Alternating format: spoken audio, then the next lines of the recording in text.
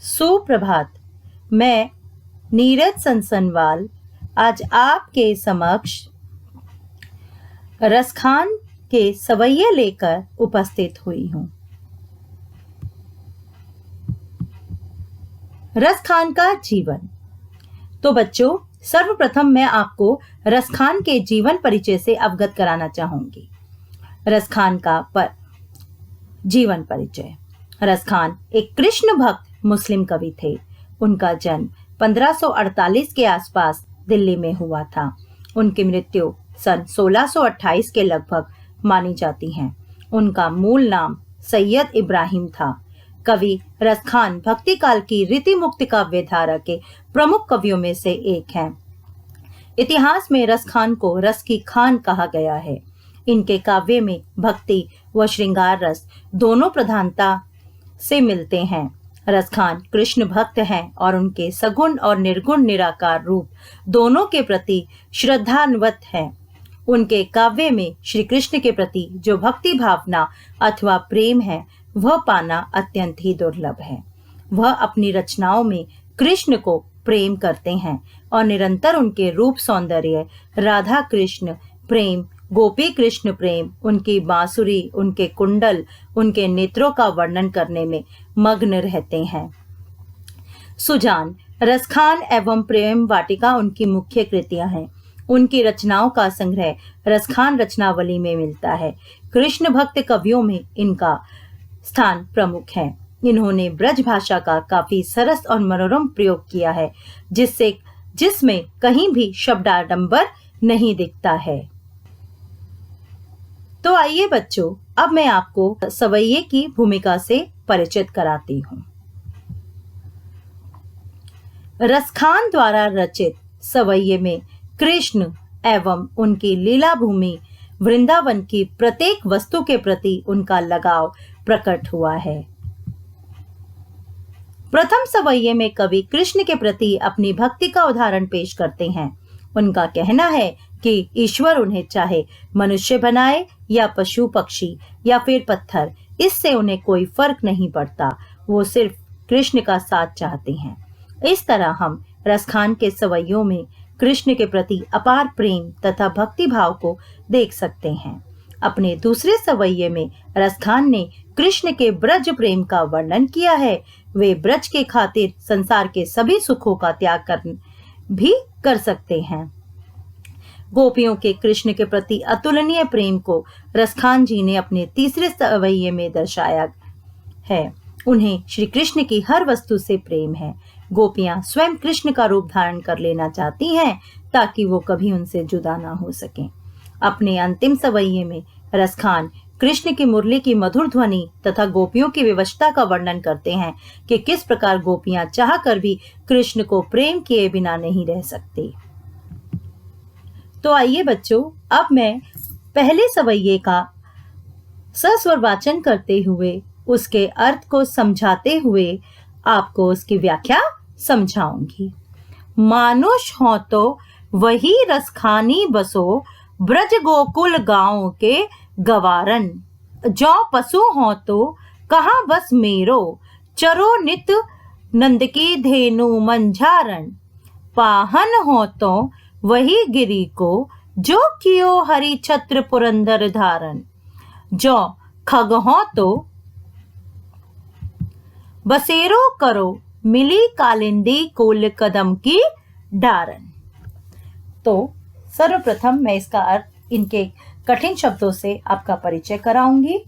मानुष मनुष्य, बसो बसु, गवारन ग्वालों की, कहाँ बस क्या वश, चरो चरु, नित सदा, धेनु गाय, मंझारण मध्य, पाहन पत्थर, गिरी पर्वत, छत्र छाता, पुरंदर इंद्र, धारण धारण, खग पक्षी, बसेरो निवास, कालिंदी यमुना, कूल किनारा, कदम कदम का वृक्ष, डारण डालें। प्रस्तुत पंक्तियों के माध्यम से कवि रसखान श्री कृष्ण एवं उनके गोकुल ब्रज के प्रति लगाव का वर्णन करते हुए कहते हैं, रसखान मानते हैं कि ब्रज के कण कण में श्री कृष्ण बसे हुए हैं। इसी वजह से वे अपने प्रत्येक जन्म में ब्रज की धरती पर जन्म लेना चाहते हैं। अगर उनका जन्म मनुष्य के रूप में हो तो वो गोकुल के ग्वालों के बीच में ही जन्म लेना चाहते हैं। पशु के रूप में हो तो वे गोकुल की गायों के साथ घूमना फिरना चाहते हैं। अगर वो पत्थर भी बने, अगर उनका जन्म पत्थर के रूप में हो तो भी वो उसी गोवर्धन पर्वत का पत्थर बनना चाहते हैं, जिसे श्री कृष्ण ने इंद्र के प्रकोप से गोकुल वासियों को बचाने के लिए अपनी उंगली पर उठाया था। और अगर उन्हें पक्षी का जन्म मिले तो वो यमुना के तट पर कदम के पेड़ों में रहने वाले पक्षियों के साथ रहना चाहते हैं।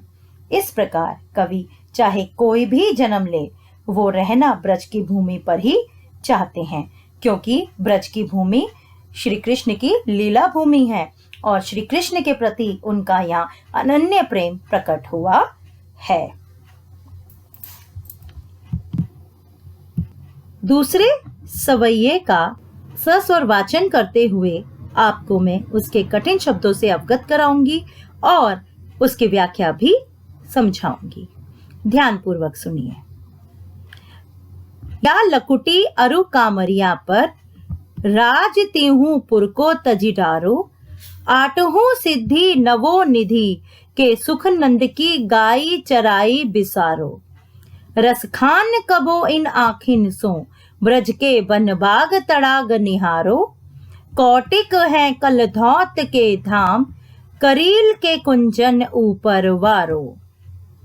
या इस लकुटी लाठी, अरु और कामरिया कंबल, तिहु तीनों, पुर नगर, तजिडारो त्याग दूं, आठों सिद्धि आठों सिद्धियां, नवो निधि नौ निधियां, पिसारो भूलूं, तड़ाग तालाब, निहारो देखूं, कोटिक करोड़ों, कलधौत सोना, धाम घर, कुंजन लताओं के घर, वारो न्योछावर करूं। रसखान जी यहाँ इन पंक्तियों में श्री कृष्ण से जुड़ी वस्तुओं के प्रति अपना अनन्य प्रेम प्रकट करते हुए कहते हैं। श्री कृष्ण एवं उनसे जुड़ी वस्तुओं के प्रति उनका गहरा लगाव इन पंक्तियों में देखने को मिलता है। वे कृष्ण की लाठी और कंबल के लिए तीनों लोकों का राजपाट तक छोड़ने के लिए तैयार हैं। अगर उन्हें नंद की गायों को चराने का मौका मिले तो इसके लिए वो आठों सिद्धियों एवं नौ निधियों के सुख को भी त्यागने के लिए तत्पर हैं। जब से कवि ने ब्रज के वनों, बगीचों, तालाबों इत्यादि को देखा है, वे इनसे दूर नहीं रह पा रहे। जब से कवि ने करील की झाड़ियों और वन को देखा है, वो इनके ऊपर करोड़ों सोने के महल भी न्योछावर करने के लिए तैयार हैं। इस सवैये में ब्रज भाषा का सुंदर प्रयोग भी किया गया है और अनुप्रास की छटा भी आपको इस सवैये में देखने को मिलेगी। तीसरे सवैये का सस्वर वाचन करते हुए उसके कठिन शब्दों से आपको अवगत कराते हुए उसकी व्याख्या में आपको समझाऊंगी। कृपया ध्यान पूर्वक सुनिए। मोर पखा सिर ऊपर राखी हो, गुंज की माला गरे पहिरोंगी, ओढ़ी पितंबर ले लकुटी, वन गोधन गोवारिन संग फिरूंगी, भावतो वो ही मेरो रसखानी, सो तेरे कहे सब स्वांग करोंगी। या मुरली मुरली धर की, अधरान धरी अधरा न धरूंगी। तो आइए इनके कठिन शब्दों से आपको अवगत कराती हूँ। मोर पखा, मोर के पंखों से बना मुकुट, गुंज एक पौधे पर उगने वाला विशेष प्रकार का दाना, गरे गले में, पीतंबर पीला वस्त्र, लकुटी लाठी, गोधन गाय, ग्वारिन ग्वालों, भावतो अच्छा लगता है, स्वांग रूप धारण करना, भेष बनाना, मुरलीधर कृष्ण, अधरान होठों पर, धरी रखी हुई, अधरा होठों पर, धरौंगी रखूंगी। तो इन पंक्तियों के माध्यम से कवि कहते हैं कि कृष्ण के सौंदर्य पर मुग्ध एक गोपी दूसरी गोपी से कहती है कि हे सखी, मैं कृष्ण की तरह ही अपने सिर पर मोर मुकुट धारण करूंगी और गले में गुंजों की माला भी पहनूंगी। मैं भी श्री कृष्ण की तरह ही पीले वस्त्र धारण करूंगी और उन्हीं की तरह गायों के पीछे लाठी लेकर वन वन फिरूंगी। मेरे कृष्ण को जो भी अच्छा लगता है, मैं उनके कहने पर सब कुछ करने को तैयार हूँ, पर मैं कृष्ण की मुरली को अपने होठों पर नहीं रखूंगी। यहाँ उनका सौतिया ढा प्रकट हो रहा है। रखूंगी क्योंकि उस मुरली ने ही उन्हें हम सबसे दूर रखा है। गोपियां मुरली के प्रति सौतिया ढा प्रकट करते हुए कहती है कि मैं मुरली को अपने होठों से कभी नहीं छूऊंगी। अर्थात उनको, गोपियों को ऐसा प्रतीत होता है कि कृष्ण और गोपियों के मिलन में जो मुरली है वो सबसे बड़ी बाधा पहुंचाती है। और श्री कृष्ण जब मुरली वादन करते हैं तो मुरली वादन करते हुए वो उस मधुर धुन में पूरी तरह से तल्लीन हो जाते हैं और मुरली वादन करते हैं, जिसके कारण गोपियां अपना आधा समय तो मुरली वादन में ही चला जाता है। आंखें बंद कर मुरली वादन करते हैं, जिससे कि ना तो वो गोपियों से बात कर पाते हैं और ना ही गोपियों को देख पाते हैं। इसी कारण गोपियों को वह अपनी सौतन के समान प्रतीत होती है। प्रस्तुत सवैये में ब्रजभाषा का सुंदर प्रयोग किया गया है और पूरे इस सवैये में अनुप्रास अलंकार का भी सुंदर प्रयोग किया गया है। चौथे सवैये का सस्वर वाचन करते हुए उसके कठिन शब्दों से आपको अवगत कराते हुए मैं उसका अर्थ आपको समझाऊंगी। ध्यानपूर्वक सुनिए। काननी दे अंगुरी रहीबो, जब ही मुरली धुनी मंद बजे हैं, मोहिनी तानन सो रस खानी, अट्टा चढ़ी गोधन गेहे तो गेहे। तेरी कहा सिगरे ब्रज लोगनी, कालिही को कितने समुझे। मायरी व मुख की मुस्कानी, सम्हारी न जेहे न जेहे न जेहे। प्रस्तुत पंक्तियों में काननी कानों में, दे देकर, अंगुरी अंगुली, रहीबो रहूंगी, धुनी धुन, बजे हैं बजाता है, मोहिनी मोहित करने वाली, तानन तानों से, अट्टा अट्टालिका महल, गोधन एक प्रकार का लोकगीत, टेरी पुकार कर बुलाना, सिगरे सारे, कालही कल, को कितना ही, मायरी हेमा, संभारी न जे है संभाली न जाएगी। इन पंक्तियों के माध्यम से कवि गोपियों को संबोधित करते हुए कहते हैं और यहाँ गोपियों का कृष्ण के प्रति जो प्रेम है उसी का वर्णन किया गया है। को संबोधित करते हुए गोपियां कहती हैं कि इन पंक्तियों के माध्यम से कवि गोपियों को संबोधित करते हुए कहते हैं कि श्री कृष्ण की मुस्कान पर मोहित होते हुए वह एक गोपी दूसरी गोपी से कहती है कि श्री कृष्ण जब मुरली बजाएंगे तब मैं अपने कानों में उंगली डाल लूंगी, ताकि मुरली की मधुर धुन सुनकर मुझ पर उनकी धुन का कोई जादू ना चला सके। फिर वह आनंद सागर कृष्ण चाहे अट्टालिकाओं पर ऊंचे चढ़ चढ़कर भी अपनी मोहिनी तान बजाएं तो बजाते रहें, गोधन नामक लोक गीत गाए तो गाते रहें, मुझ पर उसका कोई प्रभाव नहीं होगा।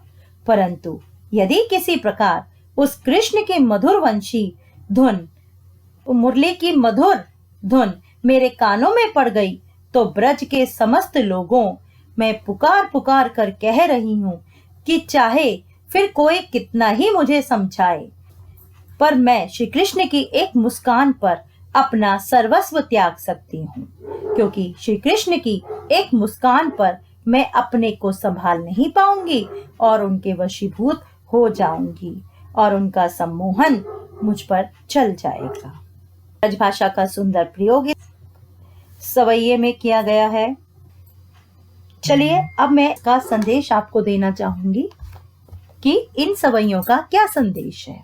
रसखान इन सवैयों के माध्यम से यह संदेश देना चाहते हैं कि रसखान कृष्ण के परम भक्त थे। रसखान मुसलमान होते हुए भी सांप्रदायिकता से ऊपर उठ चुके थे। उनमें श्री कृष्ण के प्रति अनन्य प्रेम यहाँ इन सवैयों में दृष्टिगत होता है। जिस तरह रसखान ने सांप्रदायिकता में भेदभाव नहीं रखा और स्वयं को पूरी तरह से कृष्ण भक्ति में लीन कर दिया था, उसी तरह आज के समाज को भी वो यही सीख देना चाहते हैं कि आप सांप्रदायिकता को त्याग कर केवल प्रेम को अपनाओ। वास्तव में प्रेम का अर्थ ही है सर्वस्व समर्पण। धन्यवाद। आशा करती हूँ आपको मेरी यह वीडियो पसंद आई होगी। मेरी इस वीडियो को आप लाइक, शेयर, कमेंट जरूर करें और मेरे इस चैनल को भी सब्सक्राइब जरूर करें